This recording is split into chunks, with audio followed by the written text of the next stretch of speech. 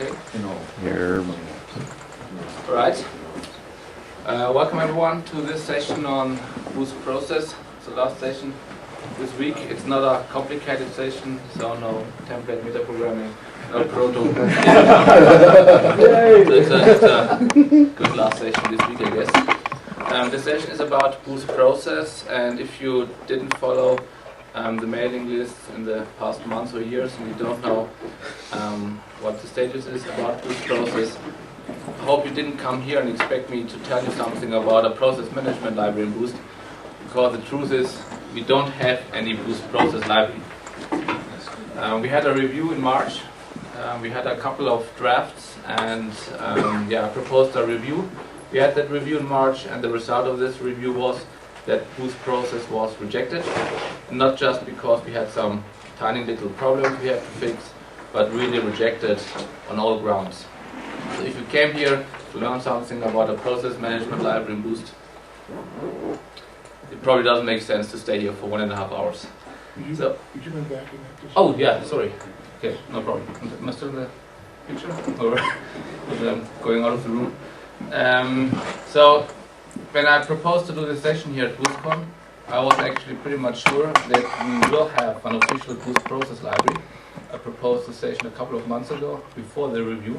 Then we had the review. The review was, well, negative. And then BoostCon came, and I had a problem because, well, what are you going to talk about now if you don't have a Boost Process library? So I asked Hartmut whether we can change the session, whether I can talk about Boost Build on Friday instead of talking about Boost Process. But Hartmut said, well, that's your problem. You have to entertain other people for 1.5 hours. So that's why I'm here, that we are going to talk about Boost Process nevertheless. Now I will turn it around. It doesn't make much sense if I tell you something about a library which was rejected. So instead I'm going to tell you what we tried in the past, why the library was rejected, what ideas we have now. Maybe you can tell me what you think we should do next, whether you think the ideas we have make sense. So maybe we can come out of this session with some ideas what we can try next. Yes? I just want to thank you for being part of making the review process work. It's very easy to do a lot of hard work, get a rejected review and just disappear. And I really appreciate that you're sticking with this and trying to take the feedback from the review into your next design. Okay, thank you very much. It's not that difficult for me to stand here and say the review was rejected, because I don't really feel myself or see myself as the author of Boost Process. So I want to give you now a background where Boost Process is coming from. I stumbled over the library in 2008 because I needed a process management library myself for a C++ project, and I thought, okay, I can just write the code myself to create a child process and to communicate with the child process. It's not that difficult, but I thought, let's see whether there is anything in Boost, whether there is a process management library, and I found then Boost Process in the sandbox. At that point I didn't really know who had worked on Boost Process before. I must have missed the time when somebody created Boost Process, but I found the library in the sandbox, and I was looking at the library and trying to see whether I can use it, and I was then convinced, that is something I can use in my own project. It looks pretty much complete. Yeah, so the history of it is it was a summer of code project, a student project that was originally done, I don't know, 6 years ago now, something like that. By whom? Julio something. Yes, slides. He's got slides. I tried to restruct where the library is actually coming from. Okay, good. So in 2008 I found this library, and I used that library for one of my projects. If you take a library from the sandbox, you better check the entire code, because you are not sure what the quality of the code is. So I became very much familiar with the library. Not only I understood the interface, but also the implementation. And it looked like to me that 90% of the library is done, that there's only a little bit missing to complete the library. But that was 3 years ago, and we still don't have a finished, complete official Boost Process version. But as I found something in the sandbox which was nearly complete, up to 90%, I thought I just need to fix a couple of things, maybe update the documentation, write a lot of test cases, propose the library for review, and it's done. So I'm not really the author of the library. I see myself more as a project manager was trying to make sure that all this work somebody else did before is not forgotten and lost, because I thought 90% is already done. We just need to do a little bit more, and we have our process management library in Boost. So that's the background, and if you feel like you need to criticize the library, I don't mind, just go on, it's just fine for me. And as the review was not negative, it's not a problem for me either. I still think that we can finish the library. I still think that we don't need to do that much to finish Boost process. After all, we are not talking about template metaprogramming here. It's nothing about proto. It's actually rather simple standard C++, just getting the design right. The implementation we have now after 5 years is also working. We have lots of test cases. If you like, you can use Boost process as it is. People were mainly complaining about, the overall design, but if we just take the existing code and, change it somehow, maybe we can get a Boost process version pretty soon. Now, the basic question you maybe ask yourself is, what's the problem? I mean, if you think about processes, it is something we have on Windows, it is something we have on other operating system. You create a child process and you have to just pass some command line options, maybe change some environment variables. It's not that difficult. If you show you one example, this is a very simple program which looks for an executable called hostname, and if it finds the executable somewhere in path, gets the absolute path to that executable, then it forwards the path here in that Excel variable to a function create child, creates the child process, and it all works. So you wonder what's really the problem here. I mean, why do we need 5 years to talk about a library which does something which doesn't seem to be so difficult? Now, if you follow the mailing lists, you have maybe seen that there have been a lot of discussions from time to time. So we did not only have the review in March, we had a 6-week discussion last year in summer. And after this 6-week discussion, we got a lot of feedback and spent another half a year to work on tiny little details. And that's why I was pretty sure that the review will not be that difficult in March, because after all we had a lot of discussions before. But I was obviously wrong. If I think about the reasons, I think it comes down to these requirements people have, and if we go now through the requirements, it's difficult to create a library which really meets all of them. So first we have people who say we want cross-platform code, we don't want any if-defs. After all, makes sense, we are here Boost. But if you... I'm sorry, I'm just going to have a little problem with this. I mean, who are these people? Have they ever written a Boost library? Because this doesn't exist. Yeah. Seriously. No if-defs in my usage of the library, or no if-defs inside the library? In your user code. In your user Oh, code. I'm sorry. Yes. I think the implementation I retract my is statement. impossible. Yeah. So if you think about it, if you think about the concepts we have in the operating system, we have a couple of things which exist really everywhere. Fortunately, we have child processes in all operating systems. When we create a child process, we can often pass command line options, we can change environment variables. These are concepts which exist everywhere. But when you want to try something more, like on Unix, you want to somehow configure file descriptors greater than 2. Well, you don't have this on Windows. And on Windows again, if you want to do something else with this startup infrastructure, you want to set some security descriptors, well, you don't have this again on Unix. And if you restrict yourself to the small subset of features or concepts which exist on all platforms, you can of course create a cross-platform library which does exactly these things. But the question is this enough? What do people do who need to do more things? They probably need to use another library. So that is one position I think I saw on the mailing list. And the other one, the opposite position, is, and of course, I want to use system-specific features. If I can just create a child process and I can just pass some command line options, that is not enough. I need to be able to configure more file descriptors on Unix, for example. I need to pass file descriptors to the child process greater than 2. And if the library doesn't allow me to do this, it's of no use for me. Then we have people, well, not only some people, but I guess everybody wants to have this. We want to have a very simple interface, and if you just look at the First slide again. This looks pretty simple. But then you have other people who say, yeah, simple is good, but if the simple interface does not do that, what I want, and I cannot change it, again, the library is of no use for me. So I need to somehow maybe create my own Boost process version. I need to take different pieces and set them together to create child processes and manage the child processes the way I want to. And if the interface is too simple, well, it's again no use for me. So yeah, we have people on the mailing list who say, yeah, cross-platform code, no if this. And yeah, problem is, how are we going to support this? We have only a few concepts which we can really implement in a cross-platform manner.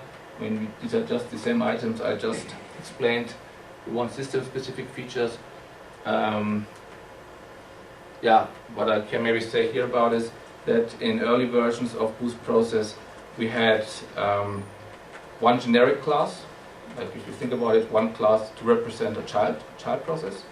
And we had another class in the POSIX namespace, which represented a POSIX child process. And we had a third class in the Windows namespace. If you create a library like this, yeah, okay, it's good because everybody can pick those classes and those code from the namespace they need. But if you think about it, how are you going to design this? The generic class, okay, it's obvious. You just take the concept which exists on all platforms and you put them into the generic class. The system-specific classes obviously have to follow the system-specific APIs. So if you know you want to use a certain Windows feature and you look at the system-specific classes and they look pretty similar to the Windows API, it's easy for you to use the Windows feature you're interested in. But if you have one generic class and other classes which model the system APIs, you really end up with 3 libraries. If you, what's this? I was just wondering if we have a model for this sort of thing in Boost that has been accepted and works in the thread library, for example, which is, you have a portable thread object and then there's a way to get a platform-specific handle to it, and then you just use the platform APIs to deal with that. Yeah. So we actually got also rid of this approach, having 3 different classes, one for the generic code and one for POSIX and Windows. So that is something we had in the early versions of Boost Process. But yeah, in the end we have really 3 different libraries in one, and we got rid of that. So just following up on Dave's comment though, the thread library instead has this problem that you can't pass system-specific initialization parameters to the thread. And so we'd have a similar thing with the process library where, say on Windows, security descriptors are set at process creation. So we're still sort of missing that abstraction. Well, I think if I'm not mistaken, the thread library, you can take a system-specific thread and adopt it, right? Yes, So you can use the system API to create the thread and then stuff it into a Boost thread. But that doesn't work with processes and those Windows security rules, which is also a problem we have with Why wouldn't that work with sessions that you have to processes? change. Sorry? Why wouldn't that work with processes? We will Is look it at possible to change them during flight in the security model? We will look at some code to see how the library is used, but in the end it really turned out to be very difficult to make just one generic class, for example, and make it still somehow extensible so that people can plug in some features on some platforms. So we tried this. We at first had different classes for different platforms. Now we have one class, one generic class. We tried to integrate somehow kind of extension points. But yeah, we are not that happy with it, and yeah, we're still trying to find a model which works. Well, let me just be clear. I don't want to derail your presentation or anything. Yeah. But I'm not at all talking about adding extension points or anything. It's like a very low-tech solution. Yeah. The idea is to expose the platform-specific information so that people, when they know they need to do platform-specific things, they just use the platform-specific APIs that they already have from their platform. Yes. And that's it. Yeah, and we'll get into looking at what the differences are between Windows and POSIX. It's a totally different paradigm between the two. and ways on being able to access and have available the information at the right time of process creation. Okay, so just one last thought on this, because this is, you know, making my blood pressure go up. because I want boost process actually, and so of course I was too distracted during the review, and if I hadn't been distracted during the review, I'm sure I would have had some things to say about this. But there is a history here, right? And I think, you know, going forward, this is something that Boost can do better on, because this is a certain class of library that has this issue, right? And the other libraries that have this issue are System, File System, ASIO, and Threads. So, you know, we have 4 or 5 other libraries, and I think what we haven't done is say, when we're dealing with these platform-specific things, what are we doing from a design perspective? As Dave is pointing out, we have some history here about how to do it, and maybe it's not perfect, but I hate to see a good library get derailed because of this issue. What I'm right now doing is I'm looking backwards, just trying to explain you what we did in the past and what didn't work out. At some point, Jeff will take over because he had as I think, a very good idea what we can try next, which maybe solves all these problems. Just want to try to explain you what we did actually 5 years, what we tried and what didn't work out, and what I think why it didn't work out, because we have these different requirements and different positions. Yeah, interface as simple as possible, and yeah, at the same time people want the library to be very flexible, and yeah, the more flexible it is, the more difficult maybe the interface gets. Now just look back at what we did in the past years. Where does Boost Process come from? And it was already said that we had the very first version of Boost Process in the year 2006. Somebody was working in the Google Summer of Code program 2006, someone called Julio Vidal. I haven't seen him on the mailing list. I don't know, he probably disappeared at some point. But that was the first version of Boost Process. It didn't really have a version number, but I started to give it some version numbers. Because you see, we have so many different versions. When people send an email to the mailing list and they have a problem with Boost Process and they want to figure out something, the first question I always ask is, well, which version of Boost Process are you actually working with? And yeah, most of the people don't use these version numbers. They often answer that they use that version which was downloaded from there. But I tried to structure it a little bit and gave the different drafts version numbers. Now Julio was working in the Google Summer of Code program 2006, created a first version that was somehow complete. He continued to work on this version in 2007, but left then in the middle. And that was the version I found in the sandbox. So he had worked a little bit more on his Boost Process version from the Google Summer of Code program. Probably he got some feedback from the mailing list, but yeah, he then disappeared and left the library as it was in the sandbox. In 2008 I stumbled over the library, I found it in the sandbox. I thought, okay, great, I can use it, it's pretty much complete. But it looks like that at the same time other people thought the same, and we had suddenly lots of different forks. So some people had used the library on Unix and had changed something on Unix, added support for some Unix specific features.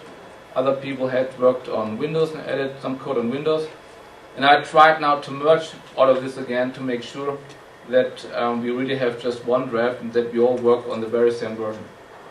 And that is something I did in 2008. And I was just done, and I thought, great, we have one version again. And before I sent the email to the mailing list to announce we have one unified Boost Process version again, someone else, Ilya Sokolov, proposed or had created another fork of Boost Process. So I was like, it can't really be. I was working for a couple of months unifying all these forks, and then somebody else came with a new fork. That is a pretty interesting fork, because if you look at that one in the sandbox, it is really very much complete. And I think if Ilya had went on to propose maybe this library to be reviewed, I don't know, maybe we would have had now already a Boost Process version. But anyway, that version also ended up in the sandbox. I spent then again a little bit more time the next year to merge my version again with Ilya's version from the sandbox. I fixed a couple of things, I added test cases, and then in 2009 we had that version 031. That is a version which is actually used quite a lot because I created a tutorial and put that one on my website.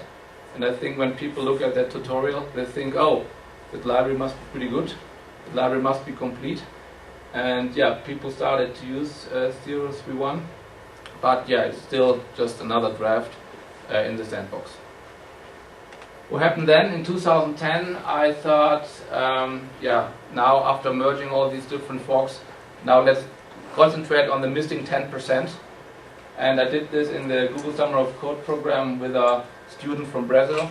So I was mentoring that student, and he was working on that library from 2009.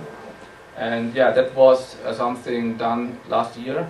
We had then, after the Google Summer of Code program, a 6-week discussion on the mailing list. We got some feedback. We worked another half a year on tiny little details, which people had criticized in that 6-week discussion. Then I proposed the library for the review, happy that I was done. Yeah, and then the library was rejected. And that's where we are today. So the latest version I call 0.4. That's the version right now in the sandbox, and that's where we stand now. So what are the things we tried and what did we give up? As I said already before, in the very early drafts, we had generic code and we had code for POSIX and for Windows.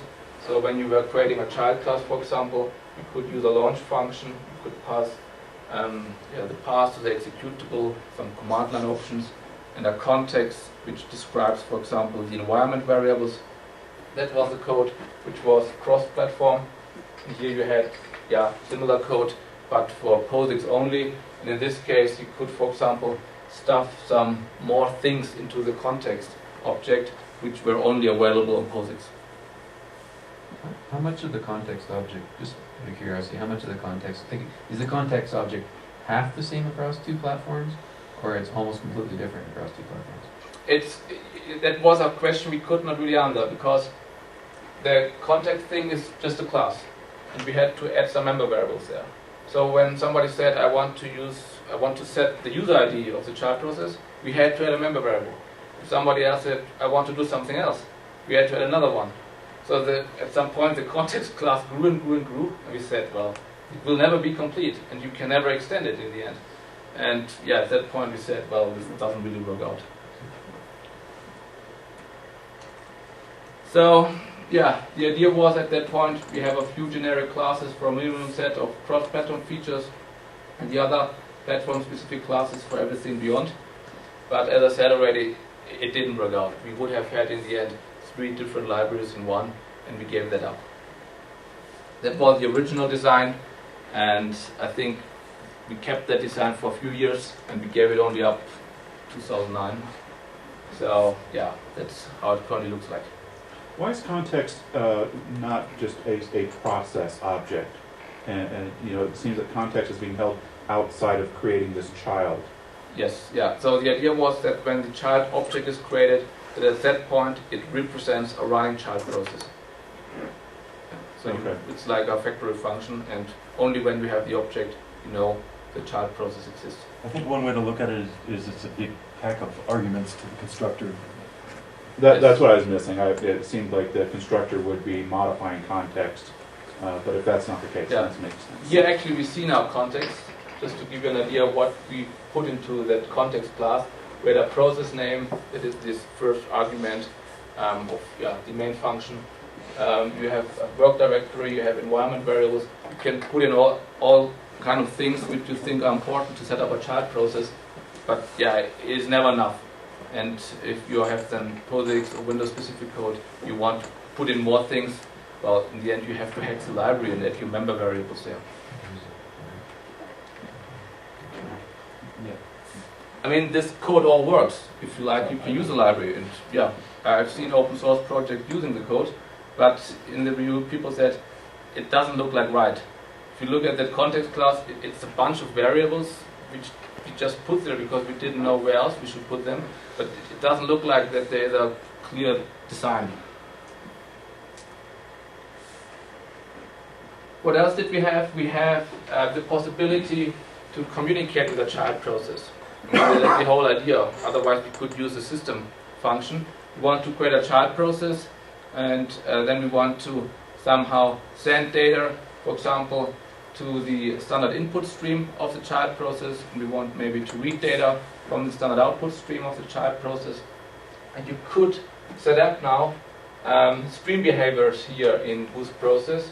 You could, for example, create a pipe and bind that pipe to the standard output stream of the child process. And then you could access that pipe here in your parent process and communicate through that pipe with the child process.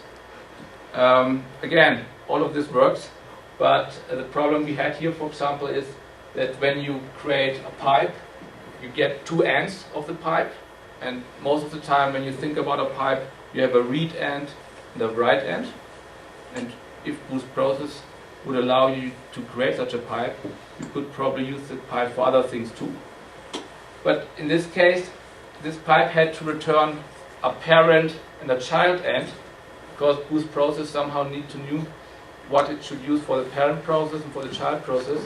And it could not always be a read and a write end, because in the end it depends whether you want to send data to the child process or you want to read data from the child process.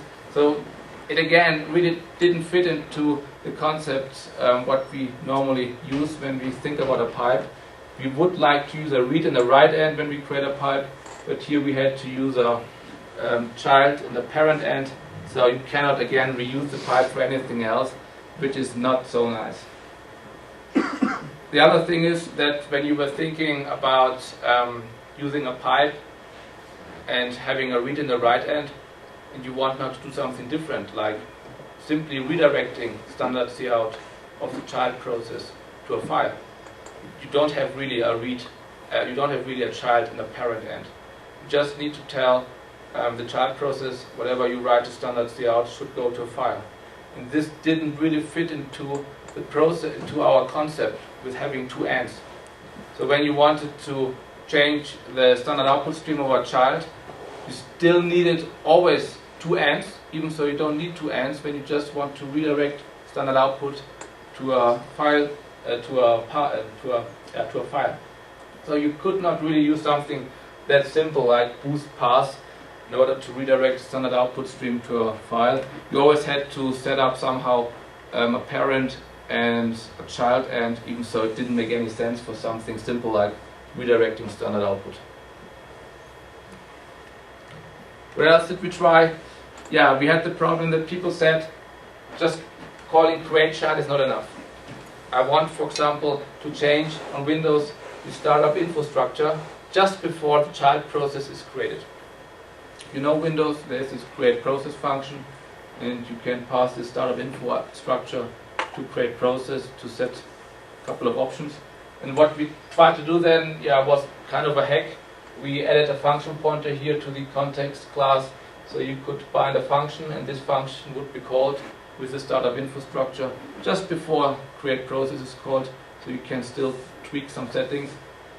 But again, it obviously looks like a hack, and it works, but people said, okay, this works, but if I want to change something else in create child, I can't do it. In the end, create child is a function which is hard-coded in the library, and either it works for me or it doesn't work. And if it doesn't work, I have to use another library or I have to hack the code. Then, as I'm a big Boost ASIO fan, I tried to create an I/O object here for Boost process, which allows you to wait asynchronously for a child process to exit. So what I did, I created here a new class status, which you bind here to an I/O service object. When you have a child process, you get the idea of the child process, you call async wait, and when the child process exits, you the library here calls the end wait handler. Again, all of this works, but when you look here into the implementation of the status class, it's a huge mess, especially if you think about the different operating systems again. On Windows, you wait very differently for a child process to exit than on Unix.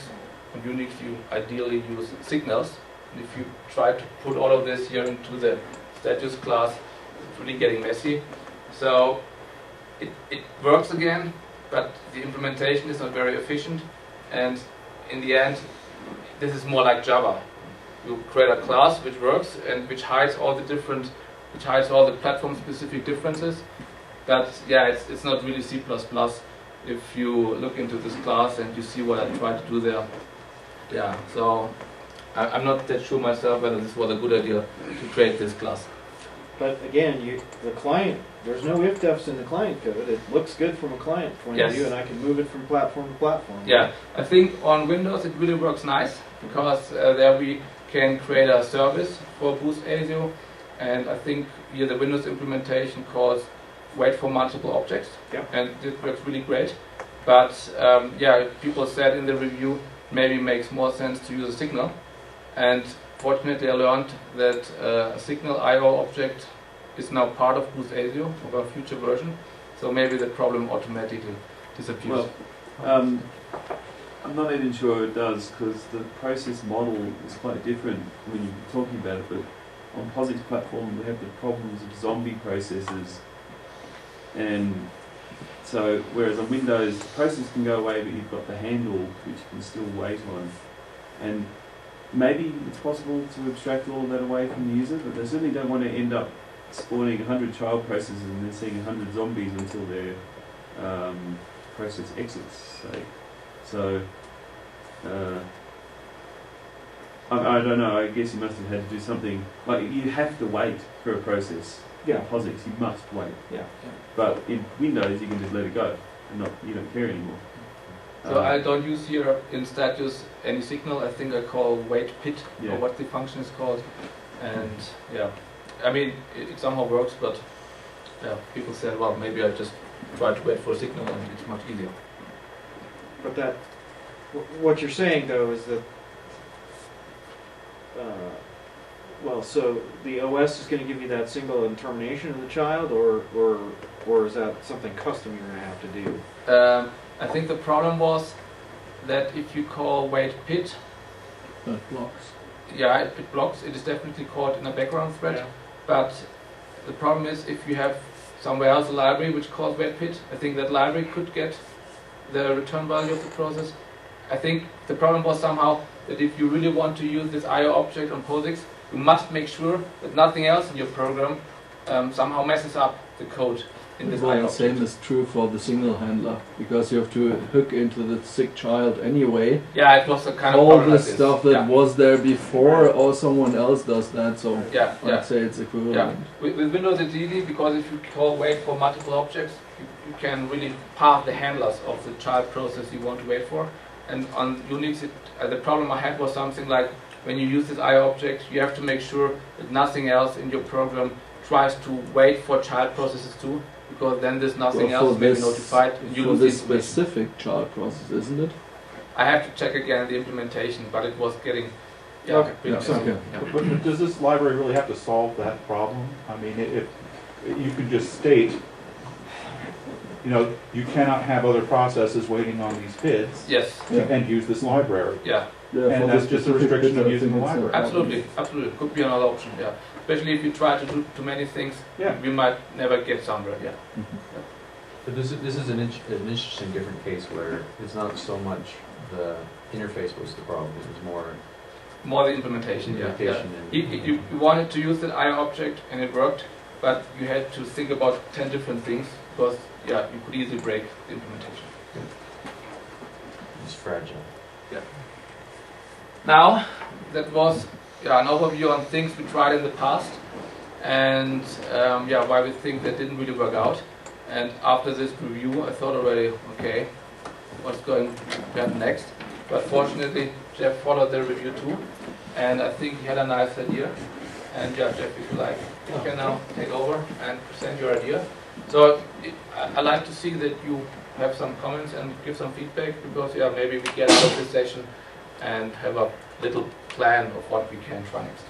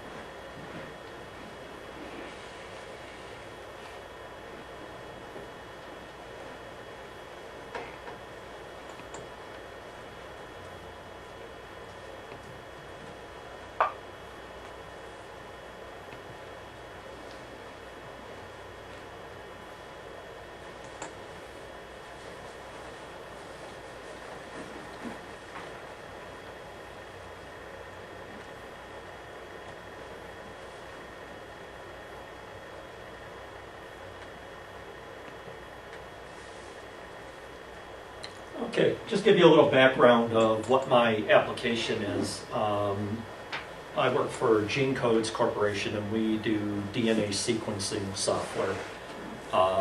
And over like the last couple of years, the whole technology behind measuring DNA and getting the sequence information has changed. And there's several algorithms out there now that are research projects on SourceForge, or even some companies like Genentech have their own proprietary algorithms. They tend to be Sigwin developed standalone applications. So since this is in such a state of flux, we didn't want to spend a lot of time developing one particular algorithm, putting it into our software. So what we needed to do was come up with an approach where we had access to these external services. So we run on both Windows and Mac. On Windows, we need to launch other native Windows applications, console applications, and then also Sigwin applications. On the Mac, since it's POSIX, we launch native Mac applications as well as effectively the console applications on Mac. So we needed a way of being able to do that in a portable manner.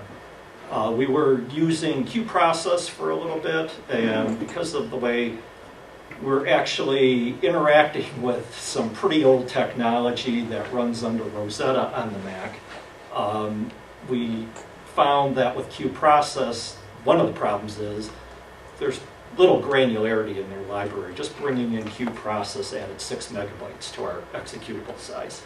And then the other problem is they have a bunch of static variables that get instantiated, some of which affect the event loop on the Mac. So that was kind of thrown out, and we needed another approach to deal with that. So we started using Boost Process, I think probably in January or February. It was a few weeks before the review was going to start. And we ran into some issues, problems that I was hearing from other members of our team. We kind of have an approach that we want to be able to push down any platform dependencies down into other libraries or as low as we can. And we found that with using Boost Process, we were end up having to do a lot of if-def code out in our client code. So we were trying to think through, well, how can we deal with this? We were going to look at developing our own. We looked at Boost Process, and so what I first did was took a look at, well, what is going on with Create Child, because I needed to do some slightly different things that were in there. And so I looked at Create Child, and pretty much you got a mix of POSIX API and Windows specific things. There was a lot of stuff dealing with handles, and we had, when we do more of an iterative development, so the first thing we wanted to do was the simplest thing. We wanted to, on Windows, launch a GUI application. GUI applications on Windows don't have standard in, out, or error, so why did we have to provide that information on that particular application? So if you look through Create Child, there's a lot of handle dealing stuff.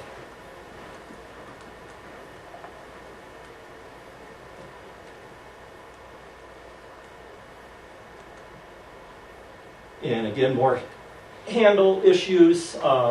In the child process, you want to make sure you close any other handles that got inherited automatically. And then finally, you get down into the POSIX system call, where you fork, and then you're going to dispatch based on the return type of that. And again, you got more handle related issues to deal with.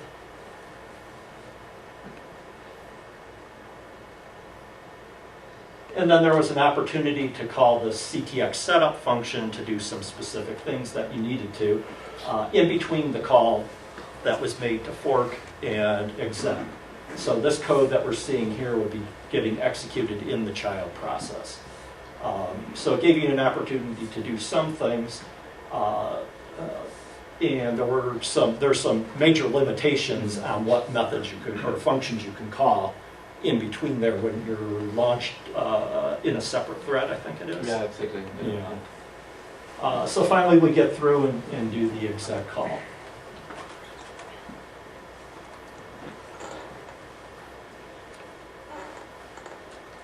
And if the fork failed, the parent application goes and does some cleanup and finally returns.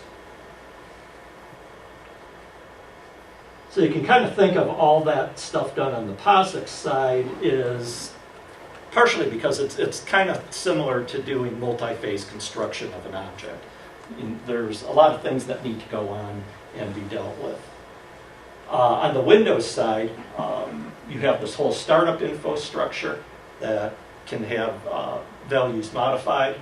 The first thing that I looked at was, well, startup use standard handles was set in that particular case where I wanted to launch a Windows GUI application. I could get that because it was being passed in through startup info, but as somebody else mentioned, there's a lot of security things.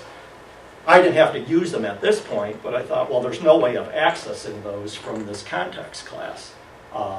So if you look down in the create process call, there's no way to get at all these null values being passed in, as well as the Boolean was always true. The other thing that we ran into was being, American, any other character set other than ASCII looks funky to us. So this could not handle any of our customers' funky characters. We have a really good QA group. We put something together. That afternoon it was, this doesn't work on simplified Chinese.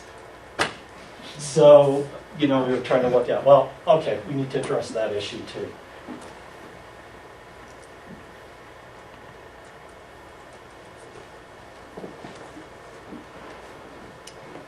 So pretty much it goes through, does some more of the handle assignments, which was the other thing that we ran into was we get back this child class and it has a map of handles that we didn't even need to deal with. So we're paying the cost for carrying around this map even though it's empty.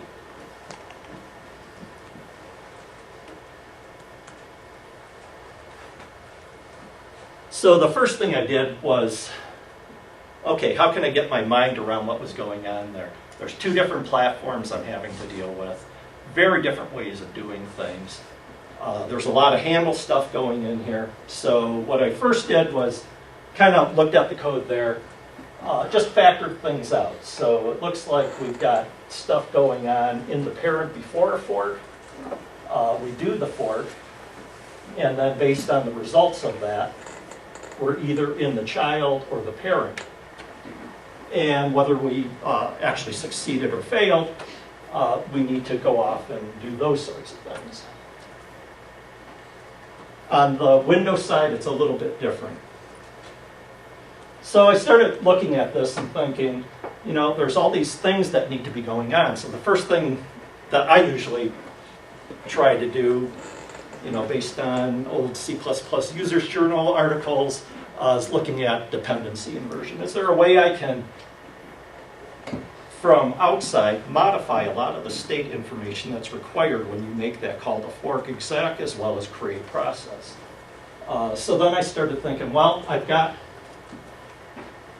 these various phases going on. It kind of brought to mind the visitor concept of BGL, where before you discover a node, you do something after you discover it. So there's kind of this multi-visitor concept going on. So I thought, well, maybe if you looked at this exec method, like the accept method on the visitor concept. And then if you pass in some sort of list of initializers that then get called back with anything they need from that particular executor concept, and they can modify any piece that they need to. That way you can kind of compose, when you make this call to create child, what pieces that you actually need to modify.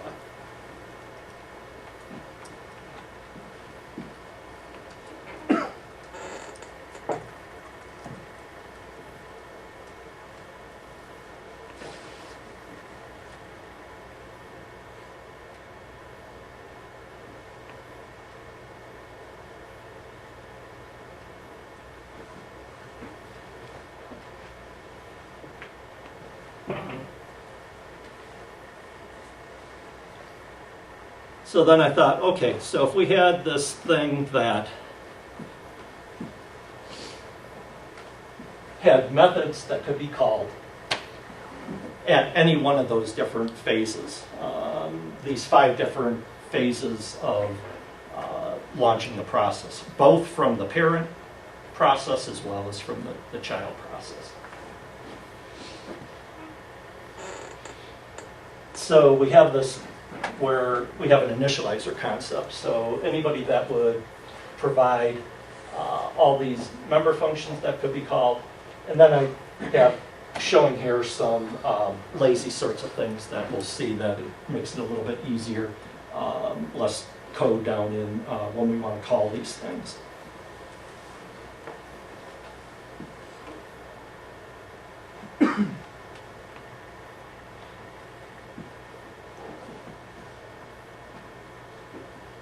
So if we have a bunch of these initializers, and what I'm showing here is we have one, the first thing you want to be able to do is specify the path to the executable and maybe the working directory. So from user code, you would call the constructor. And also kind of the concept I thought too, not really a concept, but I guess a philosophy is there's a lot of stuff in Boost that already accounts for a lot of platform differences.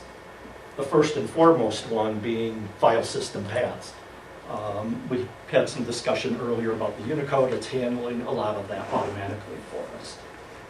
And in our client, in our application, we just return file system paths. They get populated either out in a dialog box or from the registry or the plist off on the Mac. So then the client constructs this executor, which has all the member variables in it that are going to need to be passed through to call to exec or the call to create process. And we end up on Windows switching over to create process W so we can handle Unicode characters. And then you call the exec function, passing in a fusion vector of all your initializers. In this case, it's just a path. The executor then comes back, passes itself, a reference to itself, to the paths initializer. In this case, it turns around, it sets the executor's executable path variable.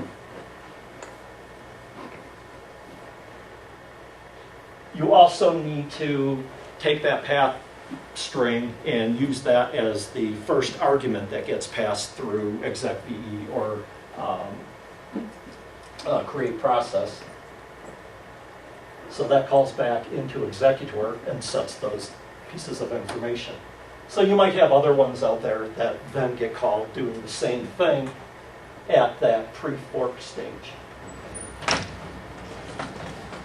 In this case, we don't need to do anything else after the fact. Any values of Boost file system path get destructed when this guy's destructor gets called. And then the fork happens, and I assume everybody's familiar with fork exec, how that works. So it makes a whole copy of your whole process. The executor then calls post fork child. It asks this paths initializer to do its thing, which is to do a change directory. And in our case, we want to be able to, if there's an error with change directory, if it doesn't exist, we want to be able to indicate back to the executor that there was a problem. And we actually have another initializer that deals with whether you want to throw an exception in the parent process if there's an exec failure or some failure in that fork process before exec is called. So basically what this guy ends up doing is just to exit with particular exit code. And that other initializer actually has a pipe set up so it can retrieve back what the system error was at that time. So pretty much all the initializers follow this sort of sequence diagram.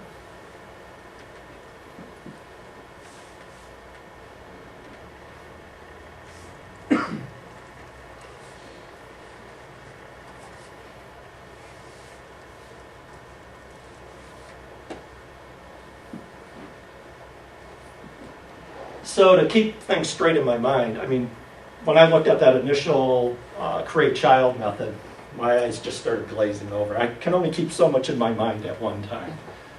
So what I did was I split out into a separate namespace, a concrete implementation of a paths initializer. And in the Windows namespace, there's another one. And basically because much of the information was very different between them. In Windows, I need to be dealing with, well, on POSIX, I can just deal with chars. The reason I'm having to put things back into a vector of chars is there's not much cons correctness in a lot of these functions that deal with OS sorts of things, both in create process. I think if you use the wide interface, it needs to be able to access, or it needs a non-const pointer to a lot of these arguments that are being passed in. So often that parent process, which is constructed, I've got two different constructors. One just takes an executable. So we just copy that into a path data member. We need a working directory, and on the Mac in particular, we found that an application is actually a bundle, which is effectively a subdirectory. You kind of have to drill down into that to get the actual executable that gets launched. And if you don't set the working directory to where that is located, it just will fail to launch. And I forget what the error is that it gives you, but it took us a little while to figure out what was going wrong there. And then we copy into this chars because we need to do that before we actually fork, because you can't allocate any memory when you're between that fork exec call.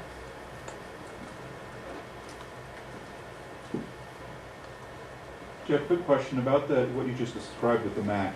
Should that be a platform-specific issue? I mean, should there be a Mac process type that does that for you rather than relying on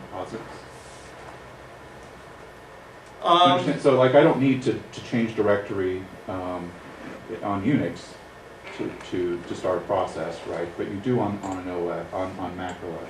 The design question would be whether you can call blah blah blah .app and then some magic kicks in on Mac, or leave that out. We looked at that, and one of the other members of our group looked at that, and he was saying from POSIX, when you're doing the exec, you had to use this approach.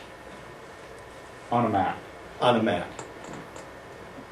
Right, but now I have to have code. I have to have code in my application that says if I'm running on a Mac, I have to change directory, right? Or I have to pass this No, all you in. do is call this constructor with just the path, and it will set the working directory for you. But And also, there's applications under Windows that we were dealing with that have DLLs in their directory, and they're not setting the path to point to those. So to be able to get those to launch appropriately, we ran into this case also. So that's kind of why we set this as the behavior when you create one of these paths initializers You only have to pass in the single path to the executable, and it automatically sets the working directory. In other cases where we don't want that, we can pass in the working directory. We have the second constructor. But what if I want the working directory to be the current working directory? Boost File System has a current path function that you would call, and you would just pass the result of that in here. So the second constructor doesn't work on a Mac. No, it does. It will if they're not Mac apps.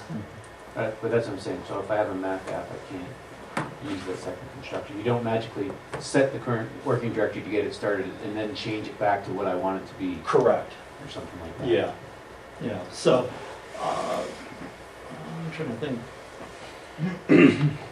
I think that would be surprising to most users that they would call paths an executable path, and it would just change to that directory. On a Unix environment, that would be surprising behavior. And you'd want to just pass the path to the executable. Mm-hmm. It's usually worse than surprising behavior, right? Because depending on what the working directory is, the behavior of lots of applications differs on Unix. Okay. Well, what we could have then is a static make function in this paths class, you know. Well, I think you just want to do some save and restore. Like if you have to change your path to get the process running, you do that. And then, once it's running, you can put things back to the way I was expecting them to be or something like that. Oh, okay. Just assume. Yeah. Yeah. So there's several different approaches that we could take to deal with that.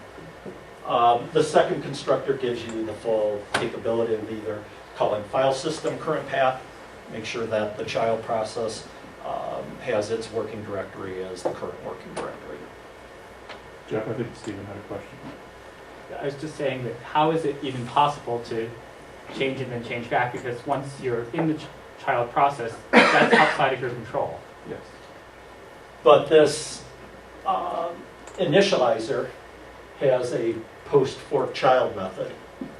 That gets called after the fork, before the exec is called. So, Okay. yeah, you would have that problem. But, yeah. Yeah. Unless the application you're launching then turned around and reset the directory appropriately. So it really needs an if-def for a Mac. Yeah, I agree. Inside this. So you would want this just to use the current? It's not just Well, Mac, it's it's Windows as well. But this is a POSIX only. I know, but at an API level, Okay. maybe there should be some constructor that you call this out. What I'm launching is an application, not just an individual process. Yeah. And then the documented behavior is we will set the directory to that of the executable and Right, do what's right on that platform. Just do the simple thing on that for platform. an application. Yeah, it would be For an nice to have something like the raw interface and then something where you can put in, okay, do the magic thing. For applications. And Yeah. for that, it would Which be really then nice would to find say- .app on Macs Exactly. and do something magic and maybe do something fancy on Windows as well. But that you get the raw behavior that you'd expect from a simple API as well. Something Mhm. like I want the breakage if I run the app. Mm-hmm. Okay. That could be done with additional constructors to this, or as I said, a static method that returns a paths, and it could be named, native Mac app or Well, something or like just that. like make application paths or something like that. Right. And if that's the behavior you want, you call that on all platforms and on other Unix platforms where it doesn't matter, you just get the regular behavior. Although Yeah, I think no, this would be a really good concept that you can state in your program without if there's something like do Windows security context magic, which in the other cases does nothing. There is an almost equivalent magic composites involving set UID and that sort of thing. Okay, let's keep going. If it's almost equivalent, I'd It's call not one quite Windows equivalent. and the other Unix. You're dangerous. That's all I can say. But yeah, I think as a general rule, what I'd like to see is higher level helper functions based on the class of program that I want to launch. So I want to launch an application, or I want to launch a child process. And actually, I was thinking earlier on when Boris was talking, it'd be nice to distinguish between a detached child and one that I want to wait for. Because in a detached child case, you can probably do a double fork, and then you no longer get the signal back to the parent.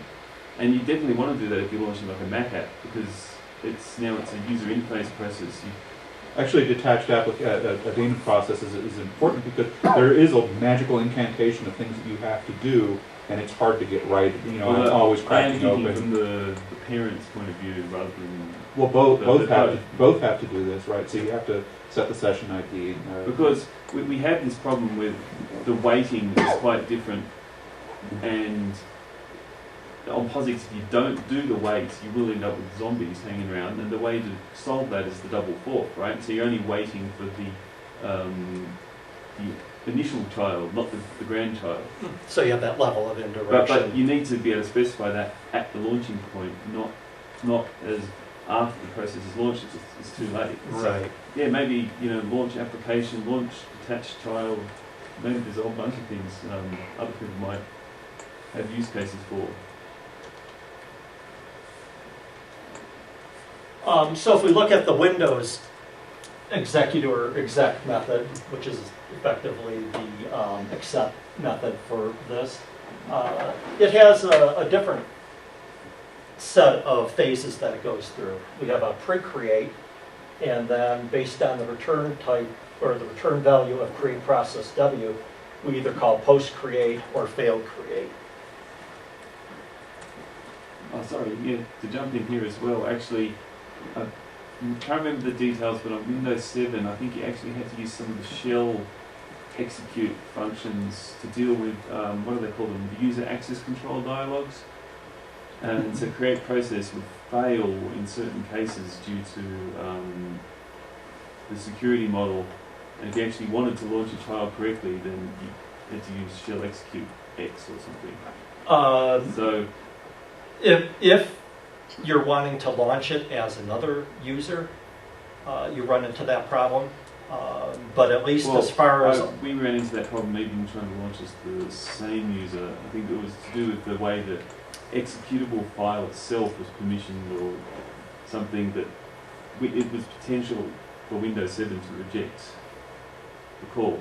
And there is a way to do it if you go through all the individual steps and still use create process, but we ended up using the shell execute functions as a convenience. Yeah, in some cases you need that thing to start off. You're able to do it through combinations of these guys and some of the startup information, I think.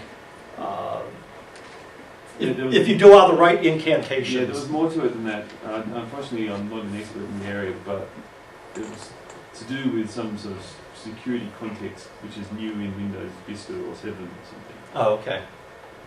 So the question is, what if you want to call create process X or create process as user or some other create process function, right?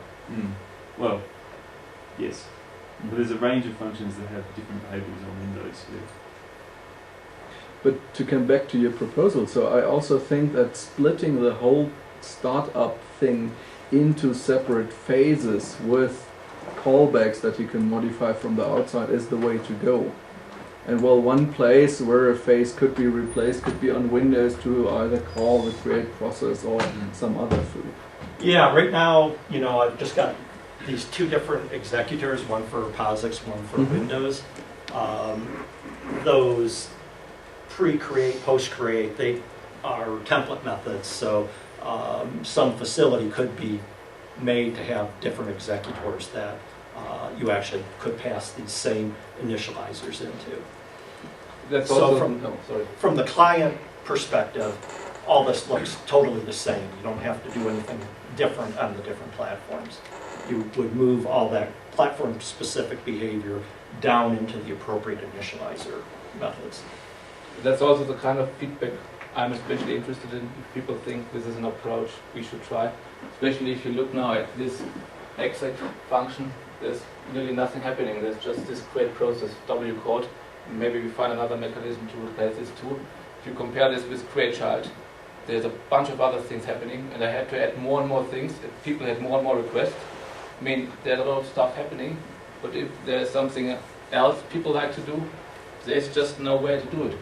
And as here, the executor always calls the initializers in the different phases. Well, you can always create a new initializer, pass it, and yeah, it will automatically be called, and you can do then whatever you like. Right, exactly. Are there default initializers that make like the common case? Yes, like Simple. path, arcs. That's what that path's initializer is. And was the do whatever you like approach? I don't see that yet. I don't see yet how I can conveniently modify the startup info where that's actually living.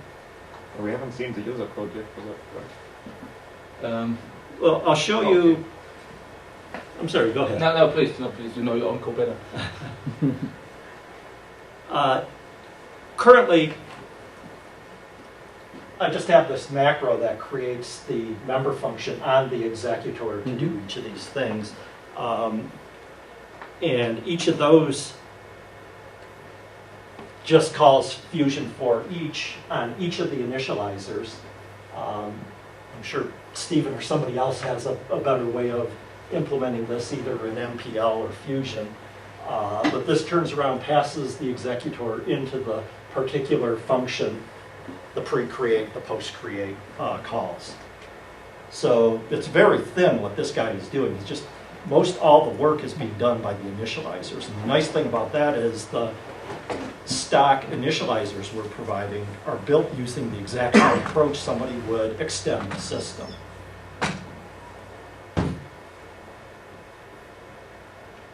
So on the Windows implementation of the paths initializer, the user interface really is just the constructors of these things. So it's the exact same on POSIX as it is on Windows. But what they do and when they do it is different. So you're getting the executor passed in. You have access to all the state from that executor. So in this case, we're setting the executable path, the working directory, and we need to give the argument list the full path to the executable that's going to be launched as well. So not only is the executable path argument to create process needed, but also you need to put that in as the first argument in the argument list. And on Windows, the argument list is a single string that goes in, whereas it's a array of strings in POSIX. And if you like to, you can now here also access the startup info member variable of the executor. All these initializers, paths, arcs, whatever they are called. Okay, so there needs to be a naming convention in the members with compatibility. But exactly. In one way or another, you will have that. What I don't see, but maybe I don't get it, is how I could do something like a composition. I want to run a GUI application and set security stuff. Because, well, in the end, as a user, I'd like to have something where I can have a toolbox for stuff which I can apply to a process before I start it and then fire it off. And with that approach, you could compose a bit with derivation, but then it gets tricky to chain to pre-create things. Or am I missing something? You have a fusion vector, right? So you can pass in one, you can pass in multiple ones. Okay. You have a limited set of variables which are passed to create process, for example, in Windows. They are all provided by the executor. You have predefined initializers like path, because you always have to pass a path to an executable if you want to start one. And if you need something else, because you need to change another variable which is not modified by one of the existing initializers, you can create a new one. You just need to define the functions like pre-fork, post-fork, whatever they are called. And there you can access then again the variables of the executor and make sure that your child process is started the way you like. I think that's the idea. Exactly. Yeah. So if you look at this sort of case where you have a parent process, it already has error log. It wants to launch 3 children connect the standard error out to that log. Maybe you want to pipe the output of one to the input of another. Whether this name makes sense or not, I don't know. Basically, it represents a directed pipe. And I'm thinking that might be something that should belong in Boost IO streams, because basically it's a pair of a file descriptor sink and a file descriptor source. And again, IO streams already abstracts away the platform differences, so we don't even need to deal with that aspect. And there was a lot of work in the previous process that was just dealing with trying to deal with those platform differences. So then to answer your question about how you might call this, so I just have some namespace aliases. We have our log being created.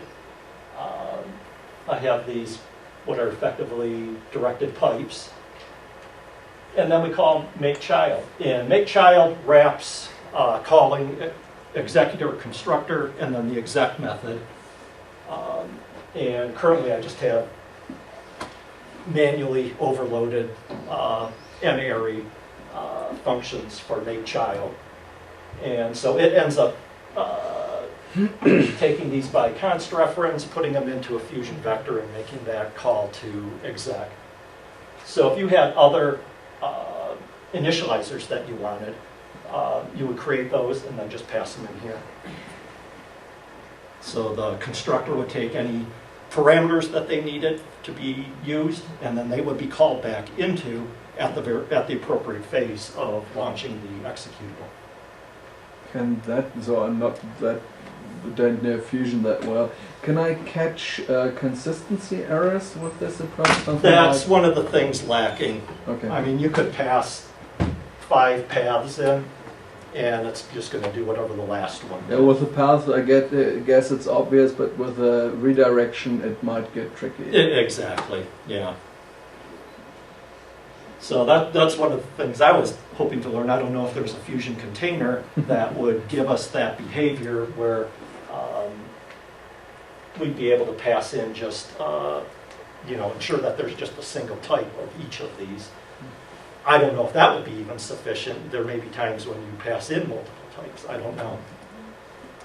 I mean, if a Fusion sequence is also an MPL sequence, so the easiest way to do it is just to create an algorithm that does whatever checking you want to do.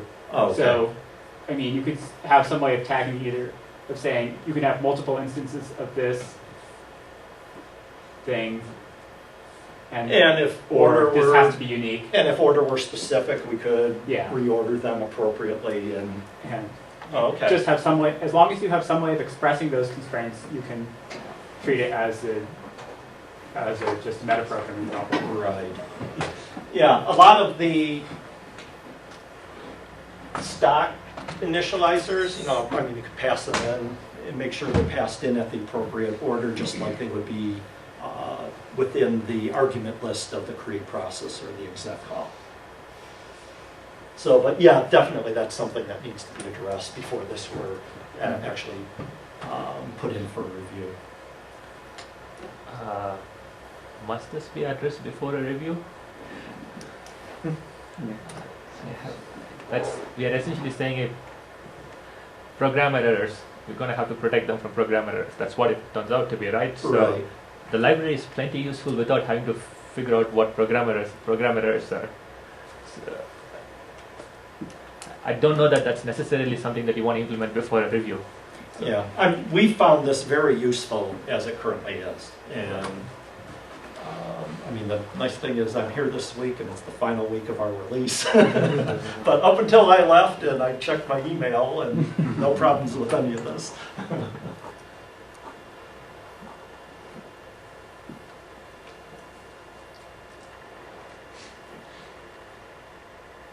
So then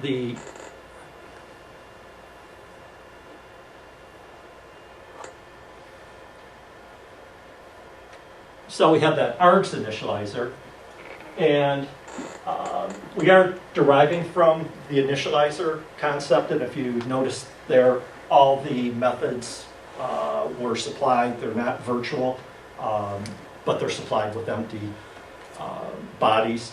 So you don't have to provide those in each of your concrete initializers. It will just use that base class method for post create or failed create. It just does nothing. So for args, it's a little different from the previous one in that it really just is a composite of other initializers, being an arg initializer. So this guy just does container-like sorts of things. It has, let's see. We just implemented a function call operator on it, and so that we could easily fill this thing with other args. When the pre-create method is called, we just do a for each, passing each of the arg items, and calls its pre-create method, passing the executor back into it. So this guy is more kind of a higher level than the actual argument items that are being passed in. For our usages, we added a streaming operator. When we do these launching the processes, we have a log file, and we echo the command line back out to this log file so people can see, or our QA people can see what went wrong if it's out at a customer site. Jeff, so the only reason you're inheriting from initializer is so that you can get default implementations for various things, right? You don't necessarily have to. Right. Okay. Yeah, there's no virtual. Exactly. And this technique I stole from Boost.io streams.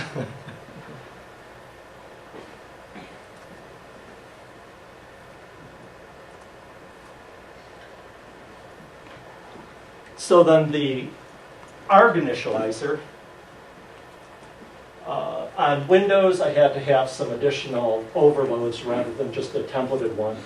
I'm doing a really quick and dirty thing using lexical cast to cast to a W string on Windows. For a path, it does the UTF-8, if that's what you specified when you created the path, to Unicode conversion for us. So we get that for free. We just added over the last week or two this case where we pass in a string and a path, so you can do things like dash, some name, equal, and then a path. There's probably, if we had a Unicode library, I could even avoid having to do that. And I think one of the problems I ran into, lexical cast, at least on Windows, will not take a standard string. I had to take the string.c stir. So You ought to. that's what I thought. We're back on 144 here, so I don't know if it's been fixed since then. I just haven't had a chance to look at that. Yeah. You got 10 minutes left, so. Oh, okay.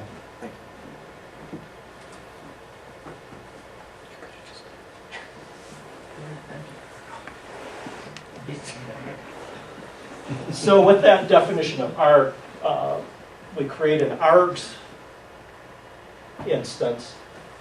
Its constructor just passes through whatever it gets and calls an arg constructor. So this args object is constructed, and then like the Boost Spirit symbols class, we just overload operator paren so that you can concatenate your args in this fashion. Makes it a little more readable. And because the default constructors are there for the arg class, we're able to just pass in whatever information that you need. So instead of doing that, couldn't you just take a range or something and then use either in C++ OX and somehow support initializer lists, or use a boost assign instead of manually creating your own? Well, part of the reason that we created our own is it allowed us to have in our client code, we have functions that return kind of a base set of arguments. And then that's used by other functions that either add or remove arguments. So we needed that particular capability. And then it allowed us to have some unit tests for this guy itself.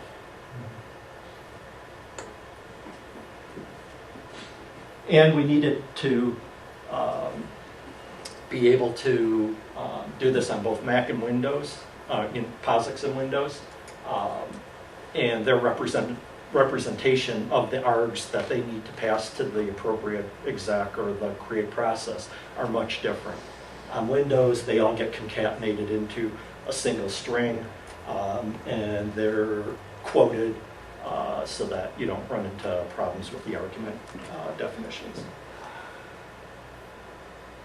You have an extra bracket in semicolon. Yep. And then we have some, this is actually, should be removed if we're not specifying what standard in, it just doesn't use it on POSIX. It will create, I think, the null device on Windows. It just sets that startup info handle to null. And so if we're launching a Windows GUI application, you don't even specify any of these items.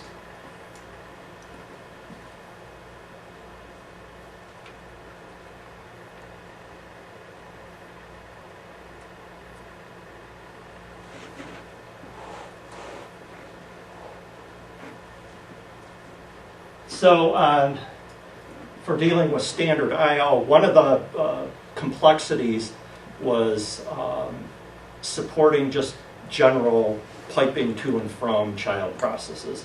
So for our usage, we didn't need to do any of that. So we kind of backed up so we could work out these concepts with just kind of the simplified constraints of dealing with standard in, out, and error. We wanted to be able to specify a path where it would actually construct the file and do the input and output directly from those files right in place. We also wanted to be able to pass in a file descriptor source or sink. And then also we wanted to be able to pass in one of these directed pipe guys and have it grab the appropriate sink or the source end depending upon the type of the I/O initializer. So if it's out to, it knows that it's going to grab the sink end of a pipe. If it's an in from, it's going to grab the source end of the pipe. And actually this is ending up being very similar between both POSIX and Windows. I think with a little more work, could probably even collapse these guys almost into at least all the boilerplate sorts of things into a single class that could be reused for both those applications or both those platforms. And even this guy with the appropriate naming, because all we're doing is sending a handle over, and handle being a file descriptor. And on Windows, it can deal with file descriptors as well as Windows native handles.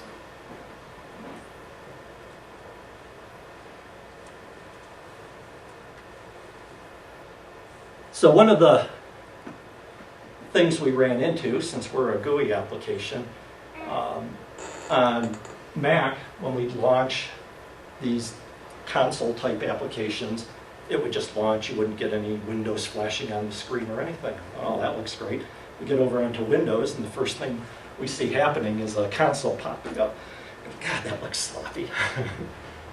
So what we did was create a no console initializer. And so what it's doing is it gets the executor being passed into its pre-create method, and it goes off, sets the appropriate DW flags on the startup info guide, and tells it to hide the window. So now we get the same behavior on both Windows and Mac. The implementation for POSIX for this guy is just empty. Since it derives from that initializer, it just has those empty bodies for all those methods.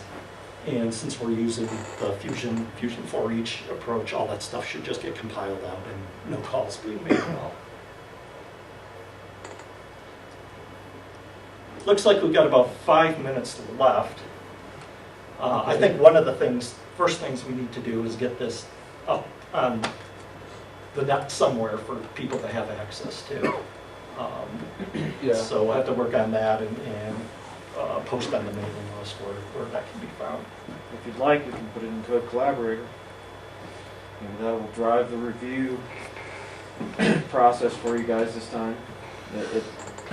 So what's funny is when you started your presentation, I was a little agitated because it seemed like, well, you know, there was a lot of good things in that initial library. And but it seems to me that we've come another step, and so maybe the review process is working. Okay, that's good to know, because that's the feedback we need. Because this changes, of course, the entire library. For 5 years, we never touched the design. I always worked on a couple of things. As I said, I don't see myself as the author. And if Jeff likes to work on this and can finish this and polish this, would be, of course, great.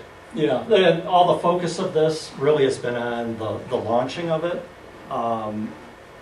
We can there's actually a monitor class that takes the result of the make child.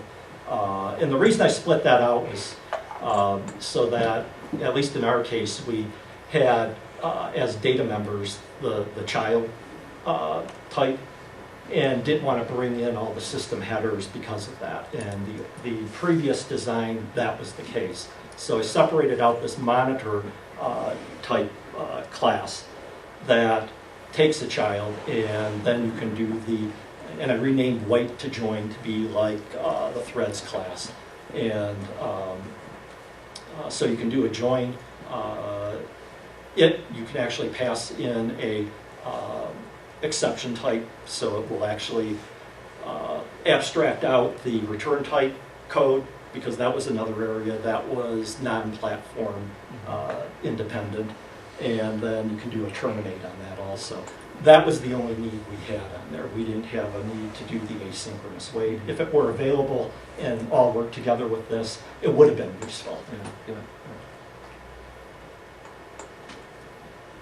Okay.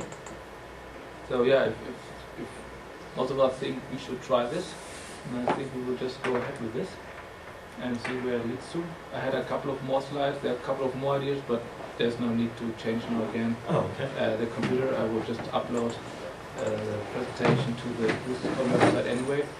And yeah, that is really the major change, and that's the important thing, where it would be nice to get some feedback so we can agree on something and move forward. But it looks like that, yeah, people think it's Well, I was the only one that said anything about it. I'll say I'm still undecided. I think there's promise here. I have to wrap my head around it more to decide whether I see what you're trying to solve, and you need these points to be able to get at the stuff. Pre-create and all that kind of stuff might be the way to do it, and I'm trying to figure out what I like and dislike about that. So I'm wondering whether either something like pre-create, post-create needs to be explicitly renamed to belong to the Windows case, or whether it can be unified, because you've got the pre-create, you've got the pre-fork. You can do different stuff at that point. You've got different executor objects available at that point. So I'm wondering whether that can be unified, or whether that's completely impossible, and then I'd vote for split it rather. Also, I think goes back to your one thing about composability. When I see this one where it's called no console and does one little thing, how do I mix this in with my other initializer that does something else? And I want to derive the two. I want to compose by deriving my third initializer based on these two other ones, and then have some I think, can't you, preprocessor magic. You can still, you can do that, right? no Well, not if they preprocessor both magic. have pre-create in it. Well, I don't want to do anything in my third one. I don't want my third one to have a So- pre-create that calls the other two pre-creates. If you want only two of them, you just add them as two executors, two initializers, and Fusion takes care of running one and then Okay, running the very next good. one. All right. If you want to share I'm functionality, so you create relaxed that you had the same problem. Yeah. if you want to share functionality, then you derive, and then the derived class becomes the only one. So that's really completely up to you. Library doesn't exist. And I think from my standpoint, I'd like to see just common interfaces such as popen, popen2, popen3 built on top of this and usable, because those are very common use cases that somebody just wants to be able to spawn a child process, get access to the three ends of those streams, and be able to use them. Yeah, yeah. And that's where the library started. Yeah. Yeah, Well, because, you know, those very With basic cases. POP3, you need something like ASIO or do your select on your own, otherwise it's a bit pointless. You're right. You need some higher level piece Yeah. to deal with that.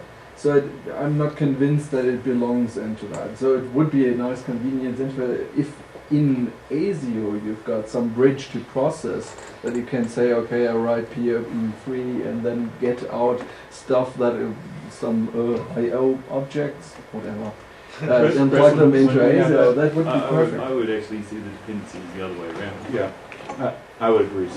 You know, we would expect popen3 to exist here and use ASIO to manage that. But see, I mean, it sounds like the sort of thing that could just be written as a template function in the header file somewhere, and so it's really pure extension to both libraries, potentially. Right. I think we're done for now. Thank you Yeah. for the feedback. Thank you. Yeah.